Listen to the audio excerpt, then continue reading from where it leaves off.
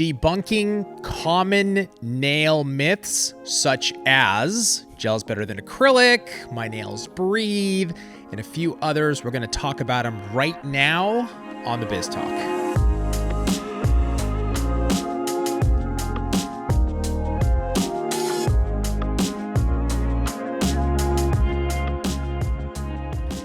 Tracy? What? Just before we got on, before shooting, Tracy was humming just like that. And I said, there are some people in this world that shouldn't hum, and you're one of them. And she said, it helps calm me down. She's like, because there's a lot of stuff going on right now. And I was like, but there's nothing going on right now. We're just sitting here waiting for the thing. It's like Black Friday, some other shipments. Just a few things going on right now, yes. But and the then humming. he said that it gave him anxiety. It did. Which works toofold for me. I calm down. He gets anxiety. It's perfect. It's what I call a twofer. A twofer. Yeah. Twofer. Why are you saying that? Twofer. Does it annoy you? Yes. It's a twofer. It's a threefer now. All right. Common nail myths. I like this topic. This subject will never go away because for whatever reason, these nail myths have never gone away. First one on the list is gel is healthier for the natural nail than acrylic. We see this all the time, right? Yeah. Salons, even they have said it like, oh, I'm going to introduce gel because it's better for my clients' nails. Yeah. Tracy, true or false? It's false, but used to be true. What? Yeah. What do you mean it's false, but used to be true? How's that? Doesn't make any sense. Makes sense to me. It's like yes and no. Yeah, that totally. False I'm sorry. and true. Sorry. Makes all the sense in the world now. You just clarify that. It's because of how it's prepped and done. So it used to be that acrylic people would get like an 80 grit file out, go aggressive on that filing, and then they would take a acid primer. Oh, I see. And they would put that to the nail, which etches the nail, puts little holes in it, so you're breaking down the nail. And then gel, they didn't prep so hard, and they use a non-acid primer for it. So, yeah, I would consider that a little healthier. Nowadays, it's prepped it should be prepped exactly the same way. We use Protein Mom, which is a non-acid primer. It doesn't need to be aggressive, and then it's absolutely false. One is not healthier for the nail than the other.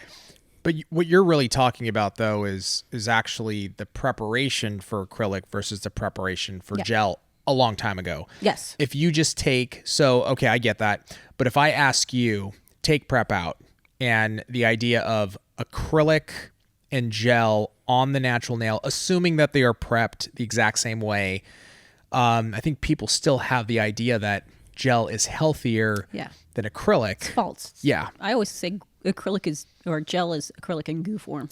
It actually is, chemically speaking. If you take the chemistry, it is. So how is it better? Yeah. It's not. Now, it is true that gel kind of likes a healthy nail. It bonds to a healthy nail really well. Right. Problem nail. Acrylic. But that is your nail already. It's not damaging. It's not creating damage. Right. Exactly. Like you might have ski slope nails, like genetic, or really thin, bitten it, something like that. That usually is going to be acrylic. Gel's like, ooh, a healthy nail. I love bonding to this. This is perfect. Yeah, got it. That's what gel says. Mm-hmm. I got it. Perfect. Okay, that actually helps a lot, and it's pretty clear. So the next one on the list, this is an easy one. We see it. We make jokes about it. Actually, we've done memes about it. I know what was coming. Yeah. Do nails need to breathe? This one will never go away because we hear it all the time. We've been hearing it for years. Hear it all the time. People say, I need to take these acrylics off or gels off because my nails need to breathe. Tracy. Yeah. And the minute you take it off, you hear, that's what your nail does. Yeah. No. No, it does not breathe. It's like your hair. It's dead. It's not doing anything. Yeah. Now, this has been a false myth or a myth out there that has been promoted by people who are not nail techs, and it actually has been promoted by nail techs. And there's a couple different reasons for that as far as nail techs promoting it. One, they were taught that way, so they just assumed that they're being taught the right way. And two, they actually want to remove the sets every 3-4 months and get a new full set on them. Charge a little more, yeah. Or they're using a product that's not color consistent, so it starts getting that ugly nail color to it, so they have to remove it. So it's kind of a twofold. I see. That makes a twofer. Yeah, it's a twofer. Twofer. I don't know why I said it twice. It's weird. Pizza. Okay, now we're getting weird. Now For I the want first pizza. time ever on the podcast. I want pizza. I want pizza. Okay, let's stick to the topic here. Here's where I know that's not true, right? About nails breathing is because I have seen you personally over the last 4 years since we've been shooting nail content, like a lot of videos, a lot of sets of nails. There was a point where when we were doing the vlogs 2 days a week, Greg was doing your nails twice a week, full sets, removing, putting them on, removing, pulling. Just last week. Yeah, just last week again. Melissa was here. Between Melissa and Greg, I had 4 or 5 different sets. That's right.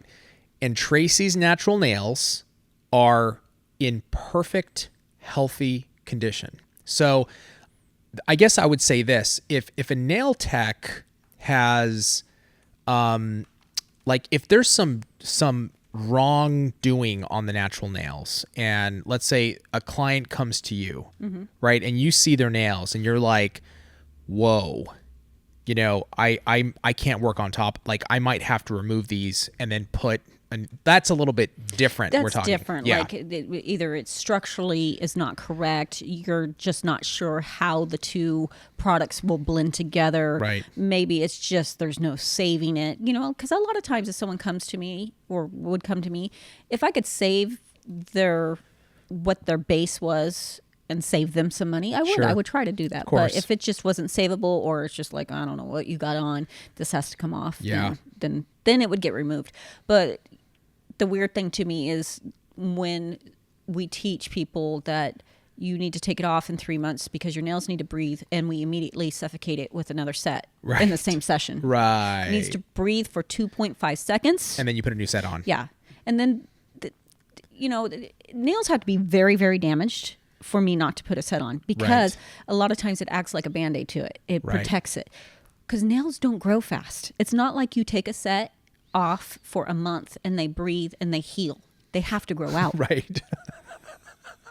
It's like, yeah, totally. So unless you're taking them off and letting them breathe for months, grow out fully. And yeah, no, totally. Yeah. It is a very common misconception. I know a lot of techs do say that, but the truth of the matter is, if you're going to Tracey, you would just be getting maintenance all the time, consistently, and your natural nails underneath would look beautiful and healthy.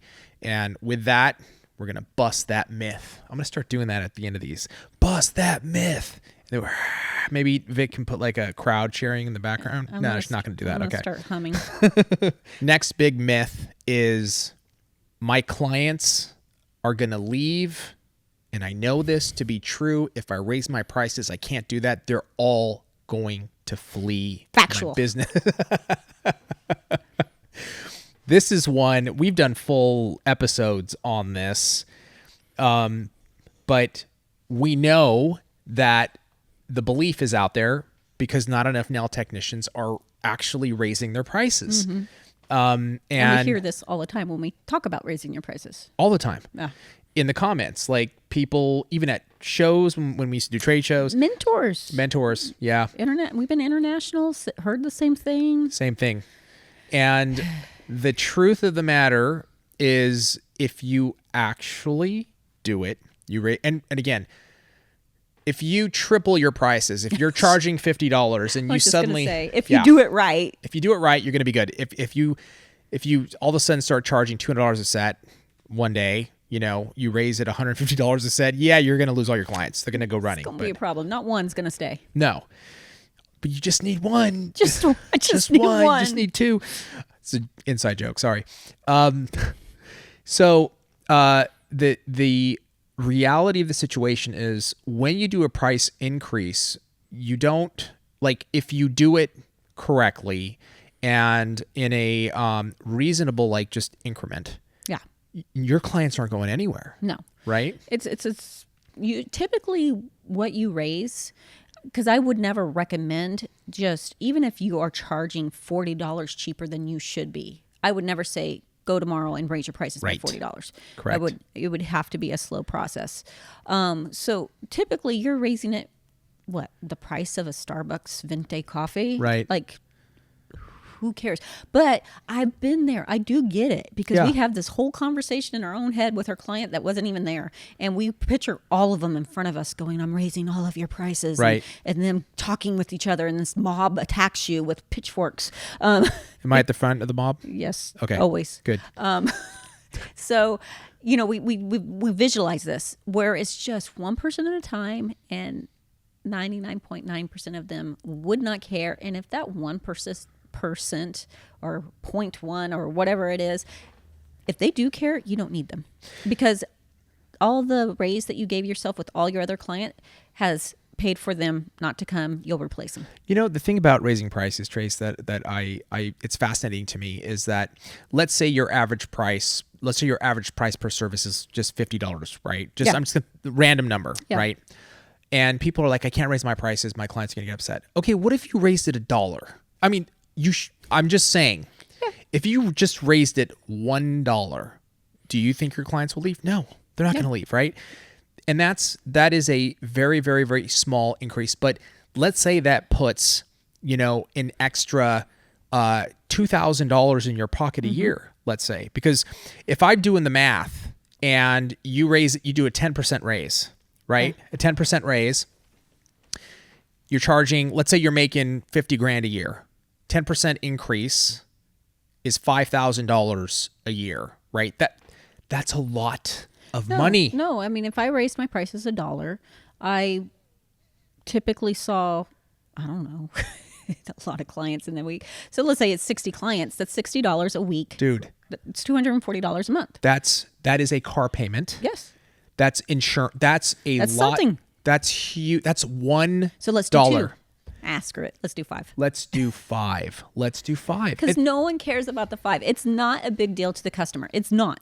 But $5 is like $10,000 to you. That's big. Huge. It's huge. That's what I'm saying is, like, that will make a massive difference. Your clients will not leave. But if you still are not believing us, then do it $1. Don't argue with me on this. Okay, you're not going to win. $1 for the service it's $240 a month if you're fully booked. That is, your clients will not leave you, and that is a lot of money in your pocket. What's funny is we have the argument in our brain on both sides. Well, $5 is going to make all my clients leave, but $5 isn't a big deal. So why would I raise it $5? Right. Like, just go back and it doesn't make sense. If it's no big deal to you, it's not going to be a big deal to them. Correct. But do the math, because it is a big deal. Do the math. That's the problem. You're not doing the math. Do the math. Make a huge difference to you.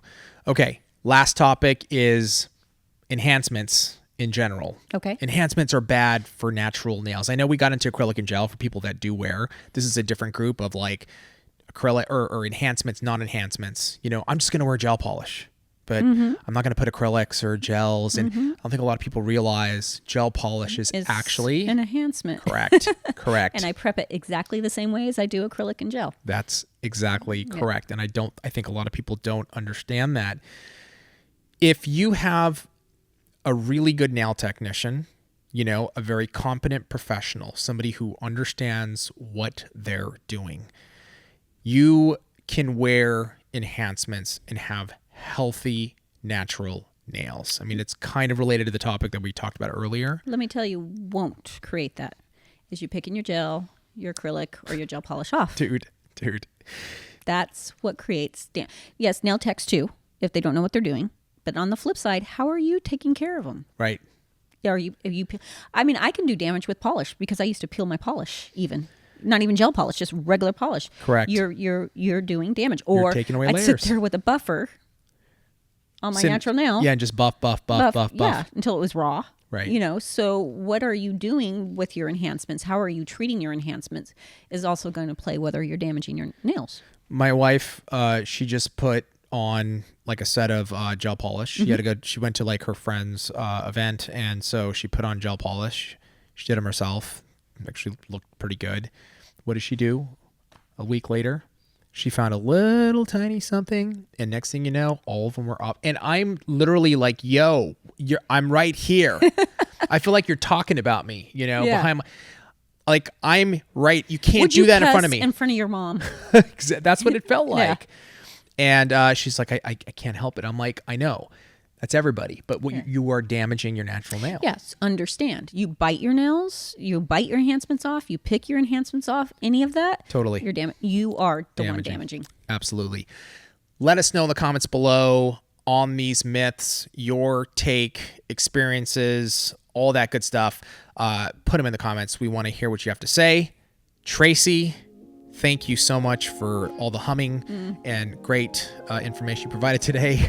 Thank you guys for joining us, and we'll see you next time on the Biz Talk.